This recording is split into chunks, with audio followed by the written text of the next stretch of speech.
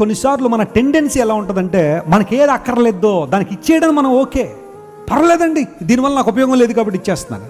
But God never wants that. దేవుడు అలాంటి కోరడం లేదు. దేవునికి సమయం ఇచ్చినప్పుడు ప్రైమ్ టైం అంతా కూడా వ్యర్థమైన వాటి కోసం వినియోగించి, లోకానికి వినియోగించి, చివరిలో ఎక్కడో మిగిలిపోయిన 2-3 నిమిషాలు ఆయనకి ఇచ్చేద్దామంటే అక్కర్లా ఆ సమయం దేవునికి. ఉదయం లేచిన రాత్రి పడుకునేదాకా ఇష్టానుసారం తిరిగేసి రాత్రి పడుకున్న తర్వాత ప్రార్థన చేసి ప్రభువా నన్ను కాపాడేని దూతలు పెట్టాయంటే ఆ సమయాన్ని దేవుడు అంగీకరించేవాడు కాదు. ఆయన ఉదయం నుండి రాత్రి పడుకునేదాకా ఆ పుస్తకాలు ఈ పుస్తకాలు ఆ సన్నివేశాలు ఈ సన్నివేశాలని చదివిన తర్వాత రాత్రి పడుకునేటప్పుడు ఏదో ఒకసారి అలా బైబిల్ తెరిచి ప్రభువా 117 సార్లు చదువుకుని పడుకుంటానంటే అక్కర్లా, ఆ భక్తి అక్కర్లా దేవునికి.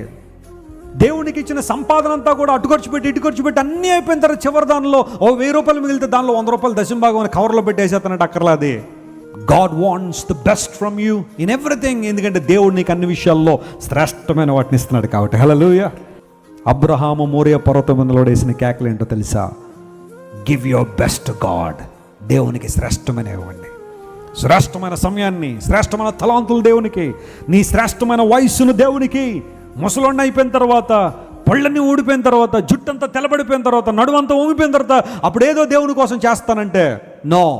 నీ యవ్వన బలాన్ని దేవుని కోసం ఈ తమ్ముడు చెల్లె. యవ్వన కాలమున కాడి మోయితే నరునికి మేలు అన్నాడు దేవుని వాక్యంలో. నీకు మేలు జరగాలంటే మోయి కాడి మోయి, దేవుని కాడి మోయి.